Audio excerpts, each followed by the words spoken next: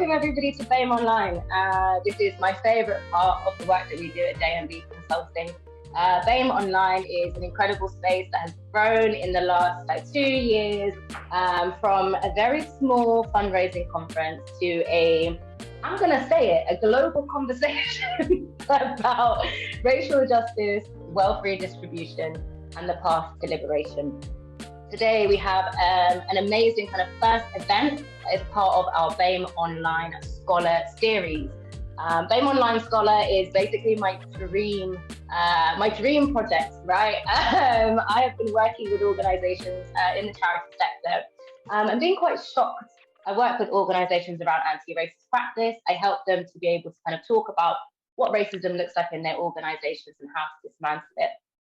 What I found shocking is that most leaders who are trying to write anti-racism strategies, who are trying to kind of tackle white supremacy within their organizations, they don't know what racism is, they don't know what race is, and they certainly cannot say the words white supremacy without getting on well.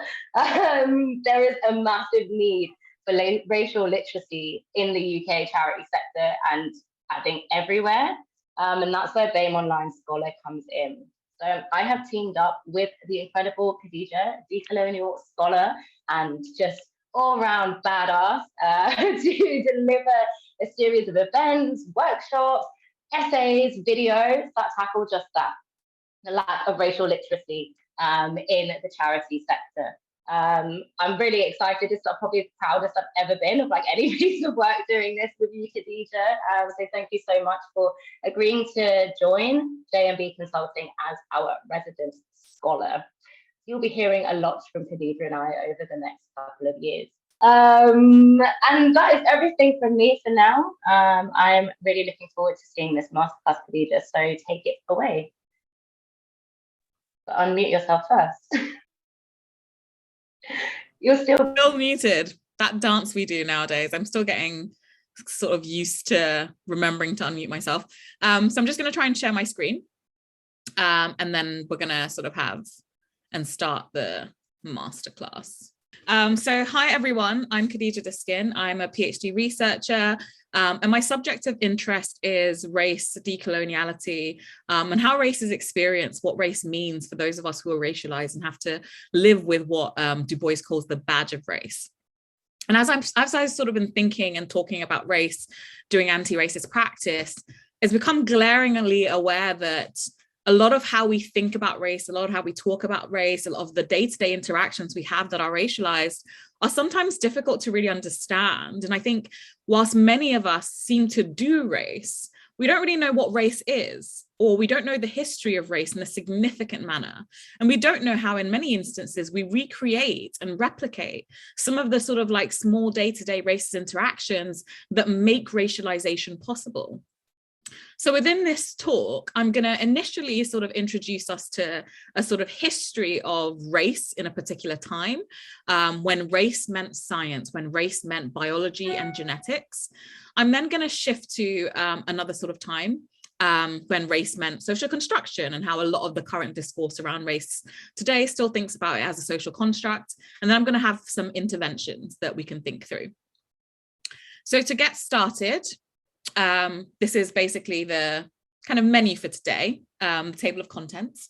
So we're going to look at the invention of race, race as science, biology, physiology, and evolution, by looking at some of the key thinkers who offered to us a perspective of race that tied race to bodies, that tied race to physical attributes, that tied race to evolution, genetics, what we can basically know as race science. It's important to talk about race science because it is the sort of inception of racism as we know it today. How we talk about race in the day-to-day is completely sort of wedded to how these histories constructed race as meaning something physiological and biological. We're then going to think about the reimagining of race. Everyone here, I'm sure, is familiar of how we talk about race as a social construct. Everywhere you go, we always say race is a social construct, race is a social construct, it's not biological, but there's little done to perhaps actually unpack what a social construct means. And for me, in the reimagining of race, how we talk about race as a social construct can sometimes have just as many of the problematic racist assumptions that race as a science did. Just what we see happening in the social construction is a transformation of language, a transformation of meaning, but that meaning can still have some very racist possibilities. I'm then going to offer to you the operationalizing of race. So this is a key intervention that is developed by the works of people like Falguni Sheikh and also Alana Lentin, scholars who I absolutely adore, in thinking about race as less of a social construction, more as a contract or as a technology of power and meaning. And here I'll also be talking about an absolute favorite of mine, Frantz Fanon. And if you know me, my Twitter handle is Fanon is Canon. So I'm obsessed with Fanon. Who offers to me, I think, a really useful way of thinking about race. And I'm going to offer that to you today. And then finally, we're going to be working with race. So thinking about how we can apply the knowledge that we've developed within the sections to our anti-racist practice, and then apply the types of offerings I've given about race as a technology to think through how we can think about different instances of racism. So as we start and as we engage in this journey, I think it's really important to think through terminology and think through some words that, as I've been designing this presentation, as I've been writing on this topic, have began to mean something quite significant to me. And I've noticed that these words, as we're talking about what race is, have a sort of thread that ties them all together. So genealogy is something that I think is really important. Genealogy as it ties to how we think about race, but also as to how we think about race as a term, as a language, as meaning, developing and shifting in various sort of epochs. I also think it's really important to think about etymology. And I use etymology here because as we think about the history of words tells us a lot about the meaning of words and tells us a lot about the types of thinking that developed ideas within a particular time. Fundamentally important for this presentation is the notion of meaning. Meaning is incredibly important because race means something. And being a racialized person means something. And some of that meaning we're going to unpack and think about as we go through this. Significantly important too is history, because history governs meaning. History teaches us about politics. It teaches us about how we come to think about race in the current moment. If anyone tells you that race now is different to the past, they are right, but race now is completely sort of embedded in the history of race that constructed particular types of meaning. And that's why the word construction is really important as we think through what a social construction is, as we think through the construction of language and meaning. The notion of a contract is really important too. Anyone who talks about race and doesn't reference Charles Mills's work on the racial contract is probably completely just misunderstanding what race is, because Mills offers to us a really substantial understanding of what I'm calling this technology of race and racism. And the notion of technology, it might seem a bit odd to think of technology here, but I want us to think of technology as something that is designed with a purpose, with a function, and that produces an outcome. And that's how we need to think about race. Race is not something that just happened into being. Race was designed with a purpose, designed to fulfill an outcome, and that outcome was fulfilled when we look through history, and even when we look through the way sort of racism dictates our lives in this current moment. So to start off on the invention of race, this is going to be a bit of a history lesson. And I want to just kind of add that I've chosen some key people to look at, but they were not the totality of the creation of race as a science. And in the essay I write, there'll be a lot more detail and a lot more references that you guys can look at that offer a sort of telos of how race was invented. But the notion of race as a biological phenomenon that was explained through racial taxonomies based on phenotypical traits, so the traits of the face, the size of the nose, the size of the lips, the distance between the eyes, was a theoretical posture first presented by Francois Bernier. Bernier was an explorer. And he constructed the idea of these phenotypical differences and taxonomies during his travels around the Mughal Empire in the 17th century. He penned an essay in 1684 entitled "A New Division of the Earth According to the Different Species or Races of Men Who Inhabit It." And what Bernier was doing here was challenging the previously established doctrine whereby man wasn't really thought of as being of a different species, and different pigments, different skin tones, different locations didn't denounce a different species, but the world was just thought of as being divided naturally through the land. And the distinction that Bernier intervenes with is that the land not only just separates man, but the land separates species. And we could identify these species through their phenotype, through the way their faces were organized, through their physiology, through the shapes of their head, which he was primarily interested in. Interestingly enough, in this sort of initial inception of race as biological or phenotypical or physiological, and that there were different species that make up the races of man, Bernier wasn't necessarily concerned with skin color. Because he believed that, well, skin color wasn't enough to distinguish difference. He believed that the pigment or the skin color of an Indian, which could be the same as an African, didn't mean that they were the same race. They were distinct because of the geography, and they were distinct because of their phenotype. Following Bernier, this lauded philosopher, Immanuel Kant, began to unpack race in more scientific terms. So Kant's analysis of race through the lens of science was interested in genetics. And Kant was primarily interested in the notion of racial mixing and the significance of skin color in producing and colluding to produce sort of a different species when different races mixed. It's important to note that Kant was explicitly against racial mixing. And he was explicitly against this because he thought that that was the site, the genetic was the site through which we saw the impurities of other race being able to tarnish the purity of the white race. And he believed that when we look at the offspring of interracial couples and interracial mixings, we could see the collusion between these phenotypes because the mixing produced, in his idea, a new race of being. And Kant's perspectives on race through this geneticist lens produced what was the unfavorability of racial mixing that began to dominate sort of white nations. So this is where you see the introduction of anti-miscegenation laws. This is where you see the complete doctrine that presupposes that whiteness is superior, et cetera, et cetera. And the need— Can you just clarify what anti-miscegenation laws mean? So miscegenation is the intermixing between different races. So if you think about the plantation, this was why a white person and a black person were not allowed to have extramarital or to be married. They weren't allowed to procreate. That was completely banned. So that's what we think about when we say miscegenation or the anti-miscegenation laws.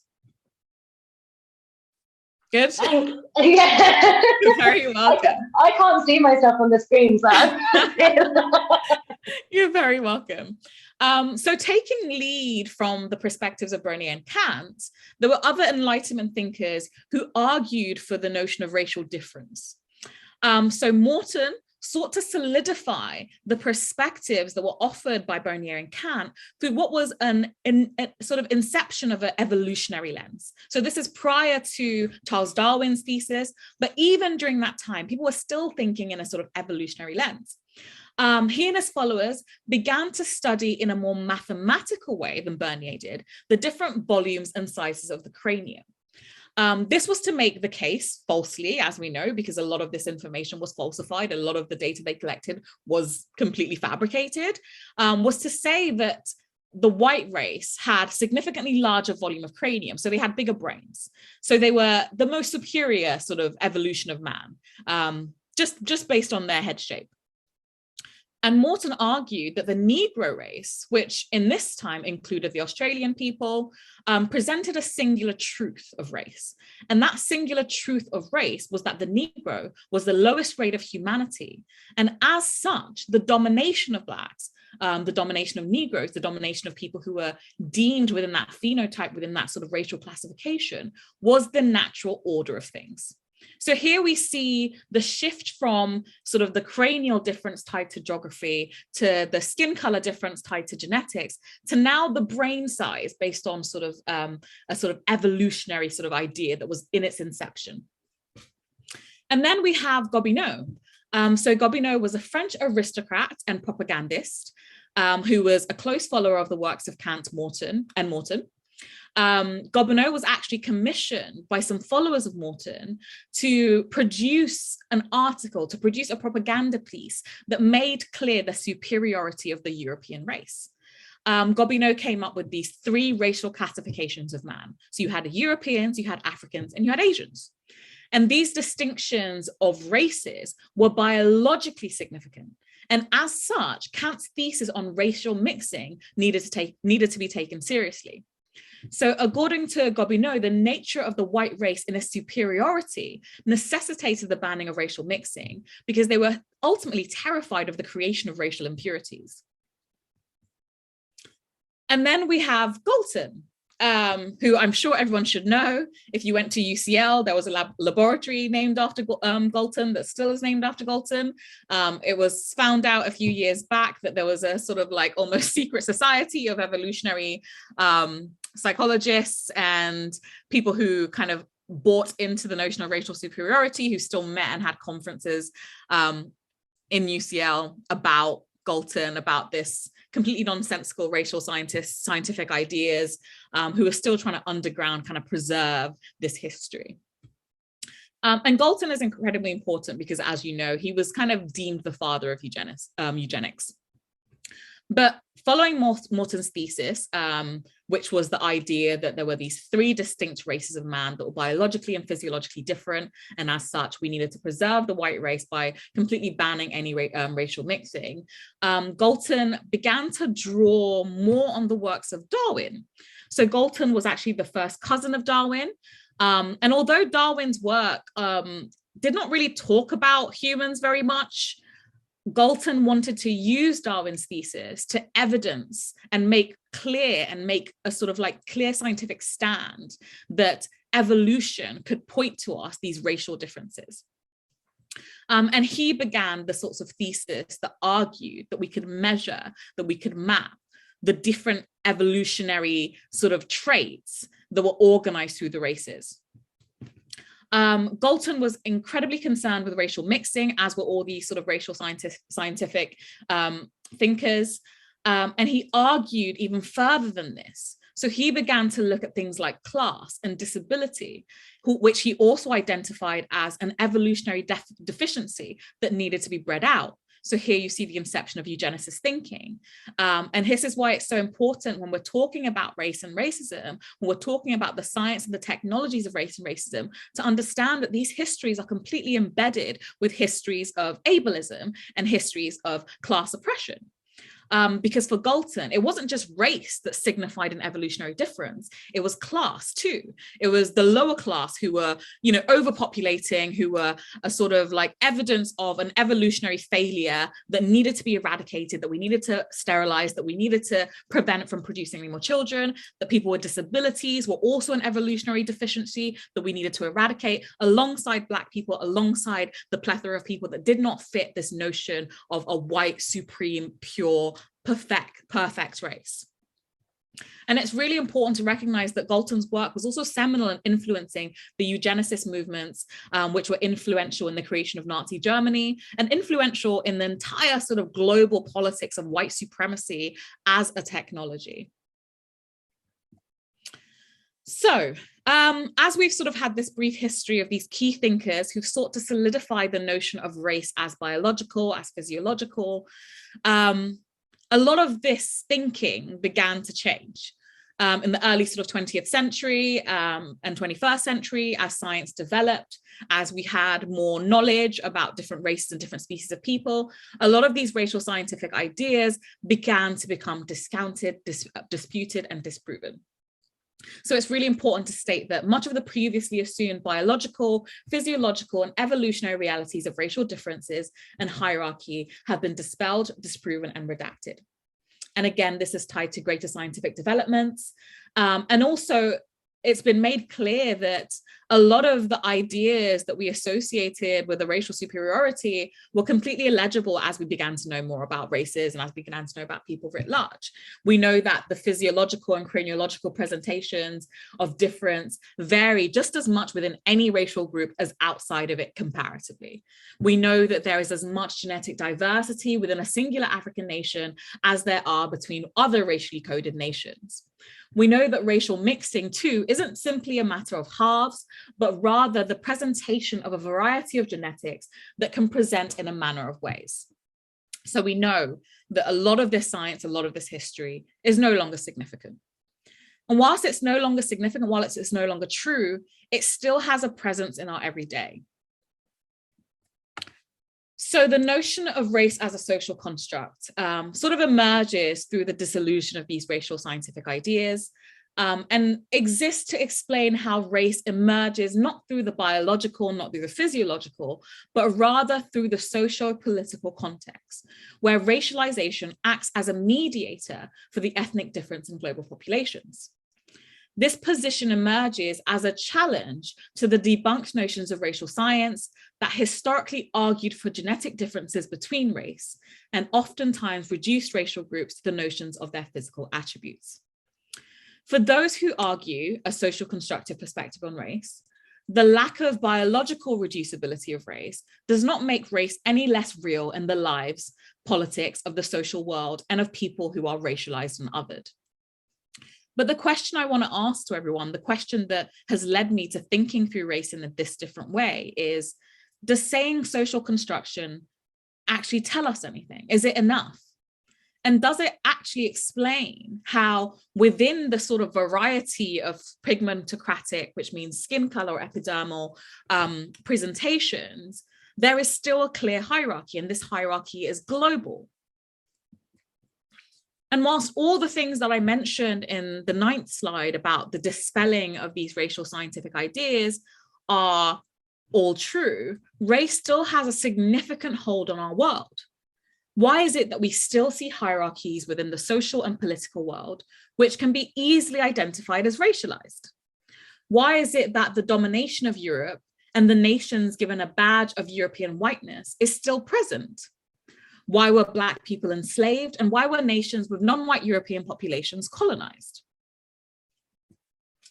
So for me, race as a social construct presents the notion that race was some sort of mutually agreed social norm that emerges through social interaction. However, that's not the reality of how race comes into being, nor does it actually explain to us what race means. The proposition and popularity of race as a social construct has also done very little to destabilize racial hierarchy. But sometimes what it does is it unintentionally transforms race from the biological, from the physiological, into something that for me is still troubling. There are many people, as we interact with them online, as we interact with them face to face, as we see, there are many scholars even, who say race is a social construct, yet still enact and promote racist ideas and actions.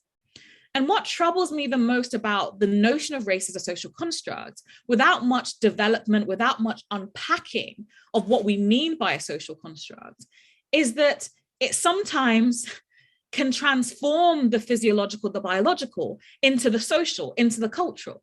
So people aren't saying, well, you know, European nations were able to dominate because of their physiological, biological, and evolutionary superiority. But they'll say something like, well, they're just superior cultures, which is still a very racist, very, reductionist idea that we see getting sort of promoted within the sort of discourses, within the sort of epoch where we think of a social construct, but don't develop this further. And a fantastic scholar who I cannot recommend enough, who does so much work in destabilizing this notion of social construct, is Ilana Lentin and her fantastic book, Why Race Still Matters, which I will link and cite in the essay that I write for this topic. So instead of thinking of race as a social construct, I want to offer something different. And this difference comes from the work of Fanon, it comes from the work of Ilana Lentin, as I mentioned, and it comes from the work of Falguni Sheikh. So whilst race is not biological, we know that, It's not physiological or evolutionary. It's simply not enough to just deem it socially constructed without identifying the purpose of its construction. So for me, race is more than a social construct, but rather it's a technology. It's a technology that has a particular purpose, that serves a particular outcome.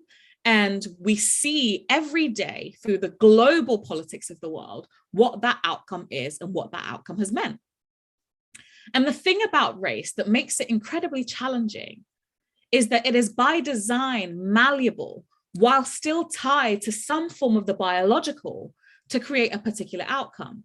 So what I mean here is, we know race isn't physiological, isn't evolutionary, isn't biological, but we still, in our everyday interaction, do that thing of when we see someone, we say, well, you're probably from Africa. When we see someone, we say, well, you're probably from Asia, or you're probably from this part of Asia, because race has this weird sort of attachment to the epidermis, which is a clear presentation of something. So within this sort of design of this malleability of race, hierarchy isn't natural, as is assumed and as we are told, but rather the hierarchy is designed for the purposes of extraction, exploitation, and domination. So as I sort of spoke earlier about these Enlightenment thinkers, all these marvelous aristocrats and, philosophers who have gone down in history as some of the greatest thinkers of the world, weren't just naturally just assuming these things. They weren't just, people who were just interested in science for science's sake. They were part of the upper class. They were part of the aristocracy. There was an intentionality to the types of attempts they made to tie race to science. The intentionality here is the purposes to present the notion of white domination as natural, to obfuscate the reality of what was a brutal extraction, exploitation, and domination of other humans. And that's how we need to think about the historical projects of race science.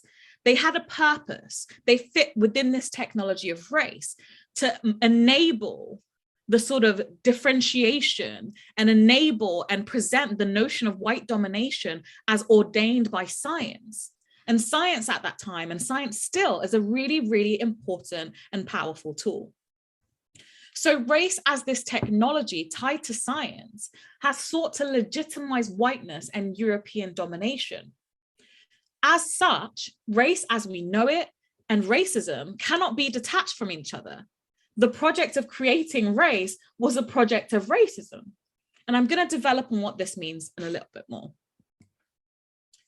So in my sort of interventions of race, in my shifting from thinking of race as social construction, and my development of race as a sort of technology of power, there's this fantastic concept by my absolute fave, Frantz Fanon, which is the notion of sociogeny. And what I'm going to say and what I'm trying to offer here is that race is a form of sociogenic technology. So sociogeny, a concept here taken from Frantz Fanon, elucidates that rather than being biological, evolutionary, or social, race somehow manages to be all these things at once. So why is that? Well, race kind of operates in a sort of discursive property. It operates kind of like language. And this is an intervention that's made by the fantastic Stuart Hall. So when we think about the race, or when we think about a particular racial group, that racialization, if we take Blackness, for example, operates in a similar way to the etymology of a word does. So what I mean here is that race, and as such, the racial groups that are constructed under race, have meanings which shift, but this meaning is indebted to the previous meanings. And this is by design.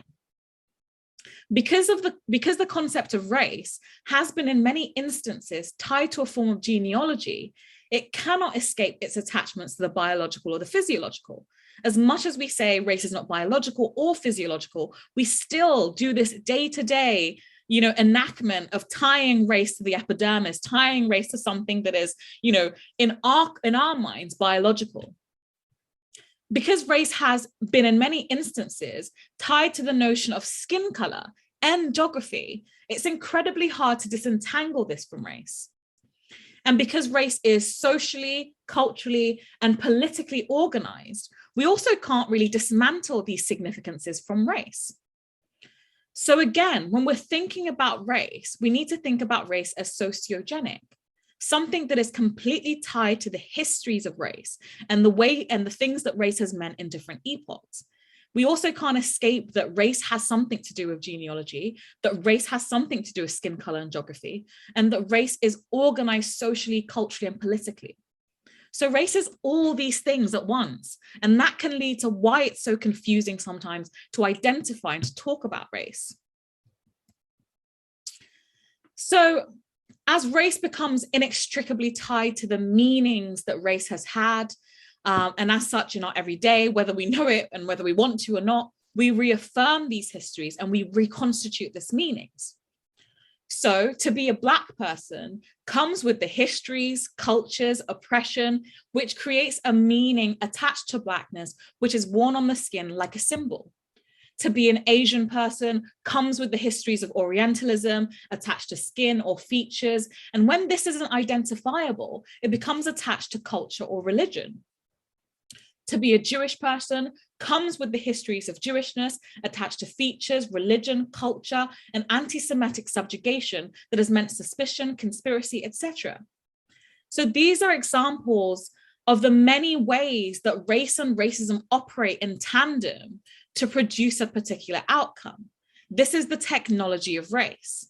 The technology of race it's a form of meaning that operates as a technology that is tied to history, that is tied to culture, that is tied to the epidermis, and that is indebted to the racial scientist history that produced it.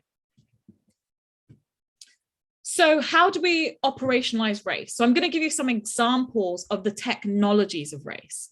And this is something that is developed by Falguni Shaikh that I've adapted somewhat. And I've given these examples because one really good intervention that Falguni makes is that part of the technologies of race and racism is to operate sort of invisibly, is to operate in a way that we might not necessarily see. There are some instances of race and racism that are so clear to see, primarily when race is about skin color. But there are so many other technologies that are tied to skin color, that are tied to culture, that are tied to all these different sort of facets of the social technologies that organize our world that are less visible. But nevertheless, they still operate to produce racism. They still operate to legitimize race in a particular way. So firstly, a technology of race that I think is important to think about is race as cartography. So race as the making up of nations, the making up of maps, the making up of land. So race, as we know it, is inextricably tied to the project of nation building and the distinct way land is carved and associated with particular groups. It can be really hard to identify race as a sort of technology of geography. But when we look at border regimes, especially the border regime of Europe, when we look at who is included and who is excluded, race all of a sudden begins to make itself more witnessable. And when we think about the border regimes of Europe, we can see that there is an attempt to conceal things. And there's been discourses now which have elucidated what we've previously thought of to be invisible, right?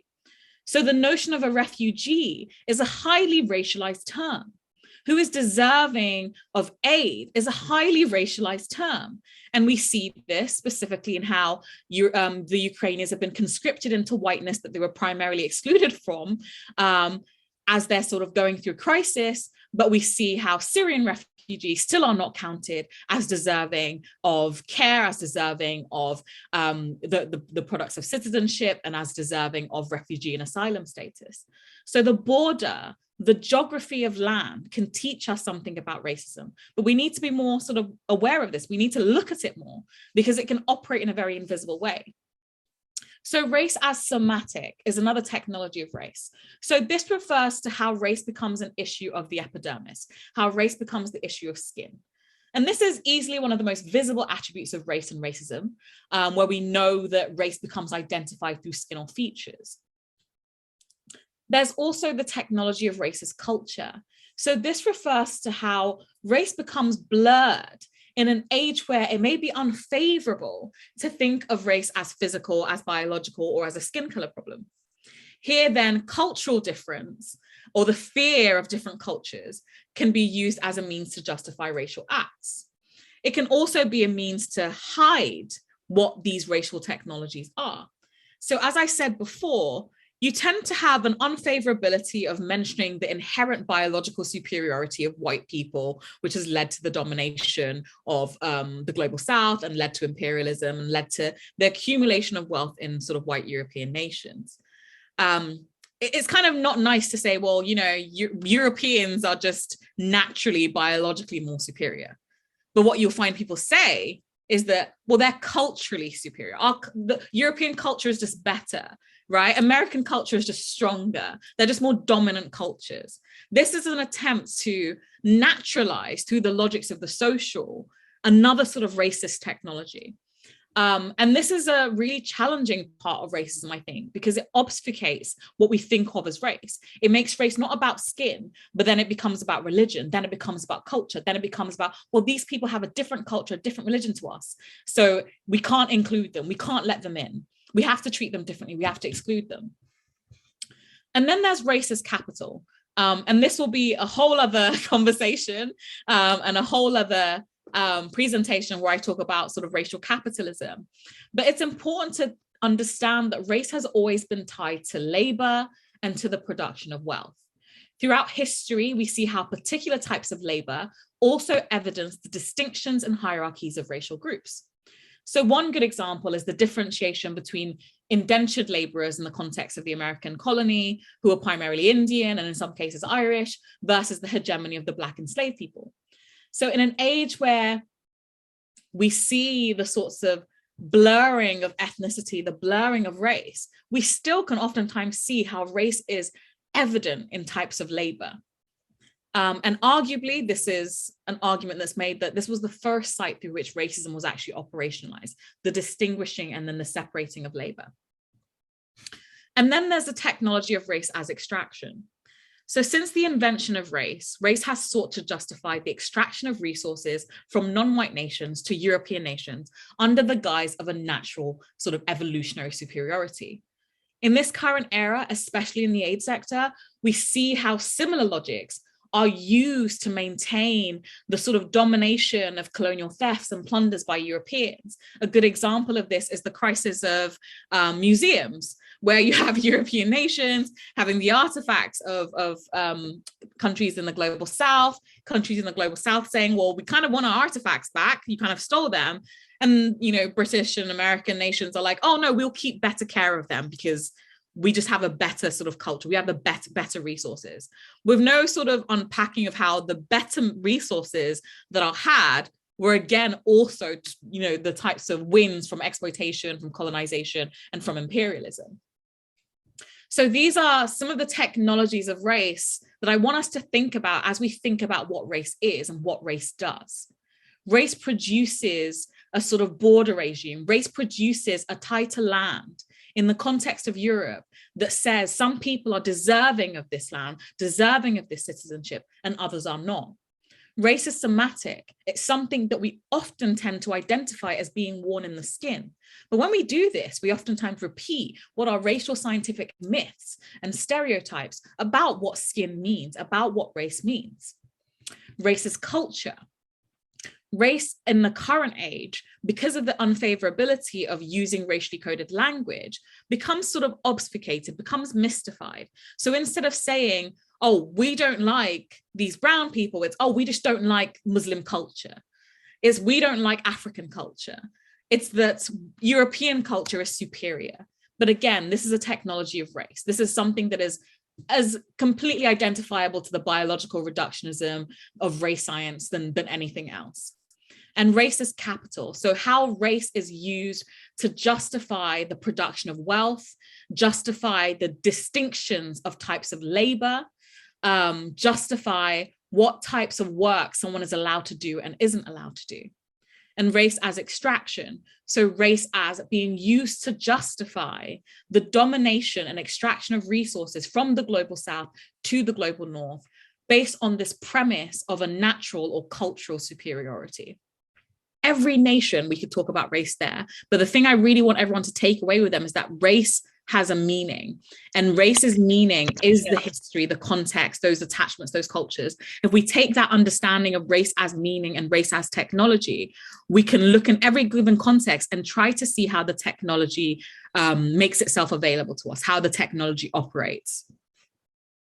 Amazing. And I guess that's what we're kind of going to do now. Yeah, that's what we're going to do now.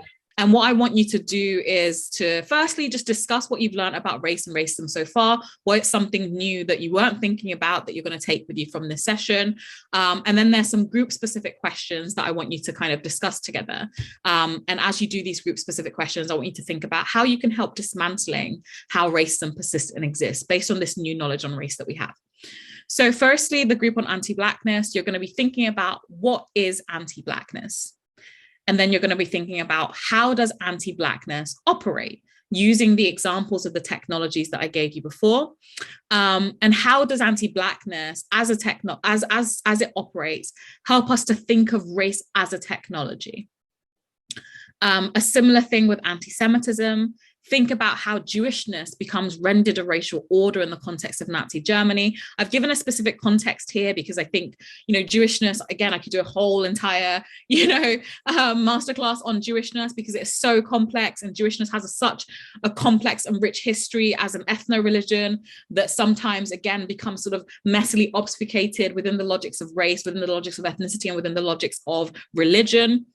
I want us to think specifically in the context of Nazi Germany because there was a specific mobilization of a type of technology, a type of racial scientist technology that, had a group of people who had settled in Europe for hundreds of years, and all of a sudden they were no longer European. And I want us to think about how that helps us understand how race operates as a technology. And I think the key thing to think about here, if you're in this group too, is how whiteness operates as a technology, how whiteness can be something that is given, but then very easily stripped away. And then I want us to think about Islamophobia. Islamophobia is fantastically complex. Many people think it's simple. Many people think it's just, the fear of Muslim people. Some people will say, I'm not Islamophobic because I'm not scared of Muslims, but that's not what Islamophobia means. Islamophobia is a rendering of a racial technology, a rendering of it attached to culture and attached to religion. And if you do a sort of long history, if you read Edward Said's fantastic work on Orientalism, you understand how Islamophobia becomes a racial technology and how it is a racial technology. So how does Islamophobia become racialized? A really important question. And how does this help in our understanding of race as a technology that is adaptable to any of the types of things we want to think about in society to produce, again, a particular outcome? And then I want to think of xeno-racism and xenophobia. And this is something that, a lot of people perhaps have a sort of perspective on, have experiences of. And I think what's really important about xeno-racism and xenophobia, whilst people don't think of it as a racial technology, it's absolutely a racial technology because everything's a racial technology. It speaks to how I mentioned before, how whiteness becomes this badge that can be given or stripped away, depending on whether or not you are able to be sort of identified and naturalized in especially Western Europe. But xenophobia, as we know, happens everywhere. It's not just a problem of Europe, it's a problem in Africa, it's a problem in the Americas. And how xenophobia operates on the border, especially, can elucidate to us some of its racialized technologies.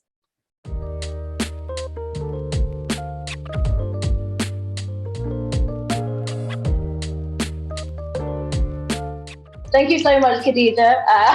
This has been absolutely amazing. I feel like I question more when I'm around you, and I think actually that's really important. And I think, we always are grappling for answers, but actually what we should really be doing is asking ourselves more and more questions.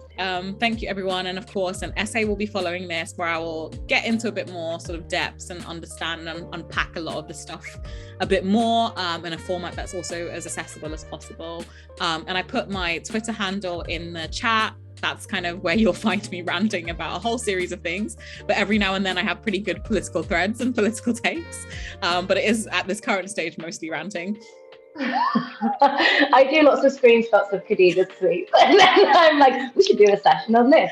It's been great, as it always is. And yeah, don't forget to check out our website, the details of our next events, come to our conference, go on our YouTube channel. We've got a lot going on. We've been really busy. Follow us on Twitter, read our essays, and yeah, stay woke, of course. And yeah, I'll see you all soon. Thank you.